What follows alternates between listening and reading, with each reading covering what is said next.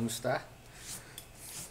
Di- may dumi-dumi lang, pero it's time para ibalik na natin sa linear switch tong ating lang 2 kasi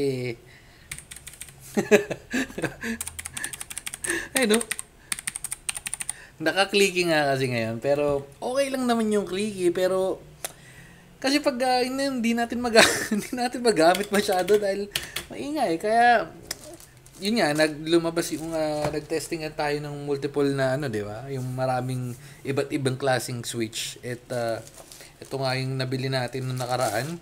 Custom switches Snow Blue Gray ng Ako. Boom. Ayan. So ito yung lalagay natin, ipapalit natin.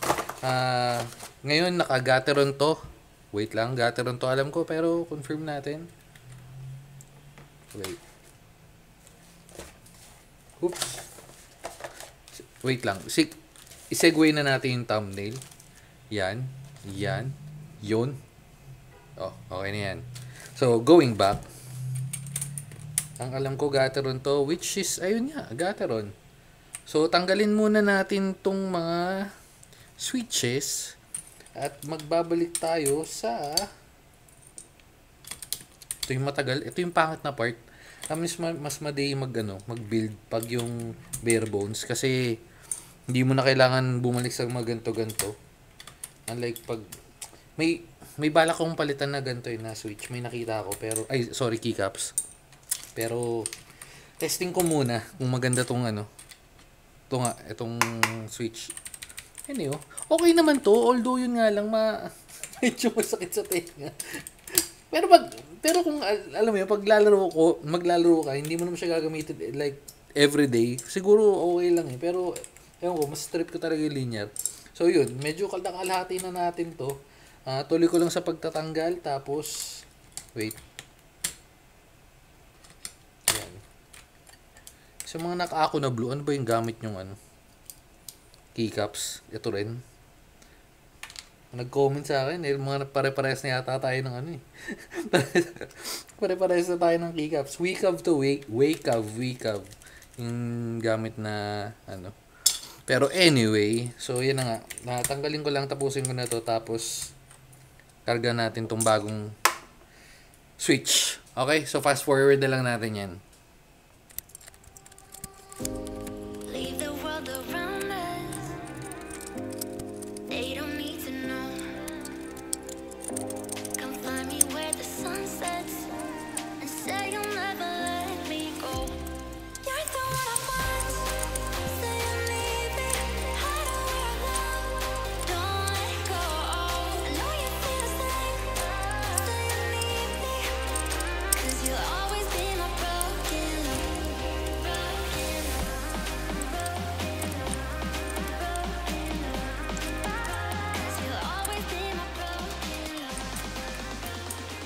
Okay. Medyo mas madali yun kaysa maglagay or magtanggal ng switch. Ito na yung part na medyo mahirap. Pero yun nga, ay yung Gateron natin. Maganda yung tsura niya, di ba? Kung mapapansin nyo. Pero kasi kung nakalagay lang siya, nakalatag lang siya ng ganito, di ba? Mas iba yung tunog niya, mas clicky. Unlike pagka yung may nakalagay na isang keycaps yun. Anyway, so yan nga yung Gateron Blue natin. So, pagpapahingihin muna natin to kasi kasi pag may nagtatanong, hindi ko masyado masagot kasi nga nakatabi to dahil di natin ginagamit. Well, anyway, so ito na nga, babalik tayo sa linear. Open na rin natin tong isa kasi naka-close pa. Hindi, open na natin to para tuloy-tuloy. Oops. Yan. Feeling ko medyo magagamit naman natin siya uli. Kasi nagpahinga nga siya. Okay, so tanggalin na natin. Feeling ko ito medyo matagal pero wala naman tayong choice. Hindi naman matatanggal yan ng taktakin mo lang di ba? Sige. Fast forward na lang uli.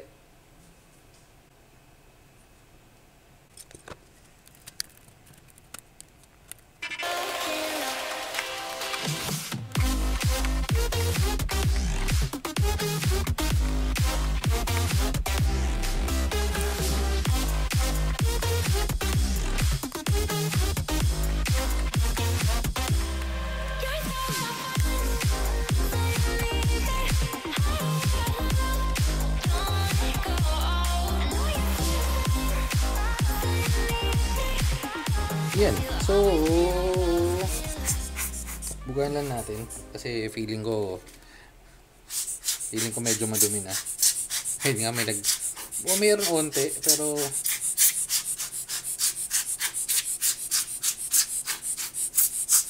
okay. Yan. Yun lang. Salpakan na ulit natin. Lagay na natin yung blue switches. Well, blue na rin man sila parehas, pero yung snow blue. When we're lying close, with you I know I belong. Without all eyes on us, you're the one I want. Say you need me, hide away alone. Don't let go. I know you feel the same. Say you need me, 'cause you'll always be my broken love.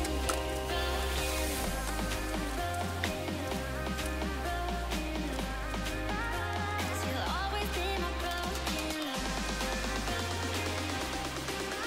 'Cause you'll always be my broken love.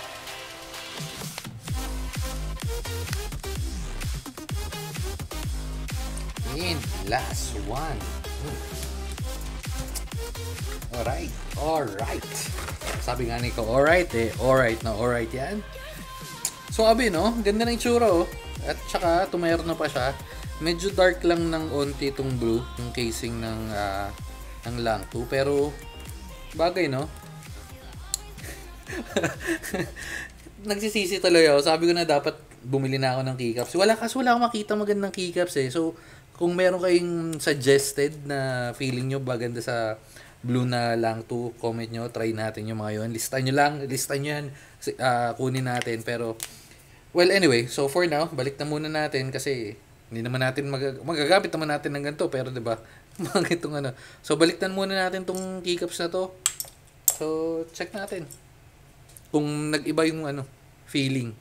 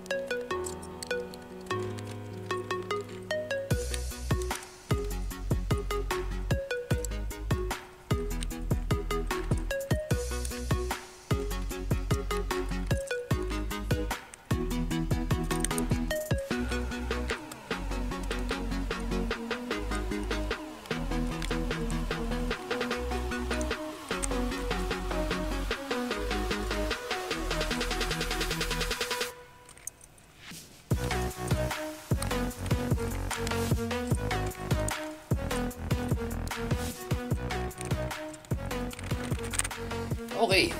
Yan. So, binalik lang natin. Pero yun nga, sana naglagay na ako ng bagong keycaps. Pero di ko kasi maantay. Kaya binagay na natin. So, meron naman tayong matatambak na mga switches dito. At hindi natin alam kung kailan ulit na siya ating gagamitin. Okay. Anyway, so ito na nga sound test natin. Although napapakinggan ko na siya kanina nung pinag-testing natin. Pero ito medyo pangit pa rin talaga. Pero kung babalikan ko yung original to, feeling ko mas maganda na siya ng bahagya yung tunog.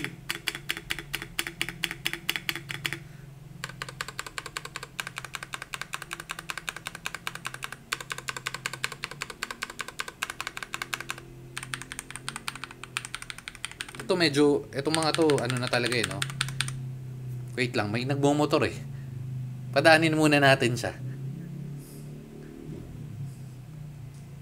Okay, so lumagpas na siya. So going back, dito tayo. Ito maganda. Medyo hindi siya ganun yun sound na hinahanap ko, pero above average. Backspace.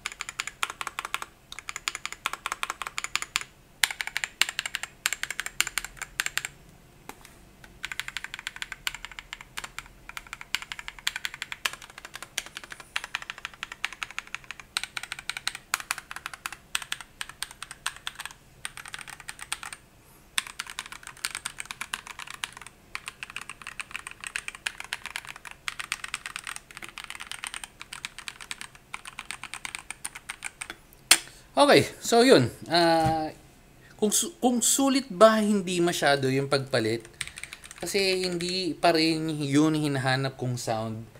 Well, dito sa lang to kasi meron naman akong, yun nga, yung trip, different video na lang. Pero yung trip kong sound is hindi yung ganto kasi nga, again, meron nagdadagdag na factor, yung switch.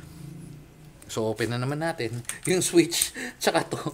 Pero feeling ko may foam to, yung sa ilalim. Kasi nga parang plastic type di ba? Yan, yung ilalim. Kaya medyo parang clock na, hindi siya to, medyo parang paklak yung ano niya yung tunog niya dahil nga do sa kinakabitan. Pero kung may foam yan or yung sa ilalim yung parang pang ano ng sound is mas okay yung tunog. Anyway, still okay pa rin sa akin yan. Mas above average na, feeling ko na upgrade pa rin naman siya kahit papaano. Kasi kung hindi, sayang naman pinagbibili natin at pinagagawa natin. Pero yun nga, okay naman siya, nadagdagan naman, mas naging parang solid yung tunog niya compared dun sa dati. 'Di ba? Ayun lang. So, siguro dito na natin tatapusin. Hahanap ako ng kapalit na keycaps dito. Try ko siguro mag XDA or MDA or cherry pa rin. Pero, hanap tayo ng blue na bagay dito. Para cute pa rin tignan. Ayun lang. So, again, lang to ako na custom switches no blue gray. So, yan yun. Okay. Bye-bye. And, babu.